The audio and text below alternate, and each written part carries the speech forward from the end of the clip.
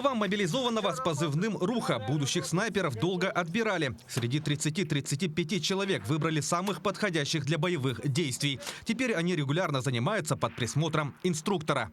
То есть ежедневно идет работа с винтовками, чистка обязательно, проверка на работоспособность, пристрелка ее, потому что мы все равно перемещаемся, соответственно, где-то что-то может сбиться, оптика, не оптика. То есть все нюансы, технические параметры нам даются. Ну и дальше уже просто смотрим, как работает, то есть какие-то боевые задачи, какие-то боевые условия.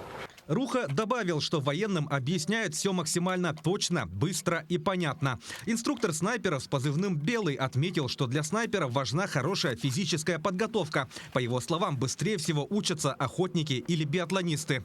Вообще, те, кто приходит, мы изначально спрашиваем, есть ли охотники среди вновь прибывших и есть ли биатлонисты.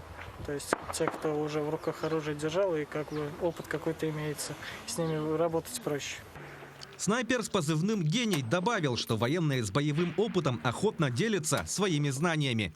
Опыт, он бесценен, и один человек даже в процессе всей жизни не может все факторы, все моменты учесть. Поэтому, для этого мы и собираемся на обучение, собираемся на сборы.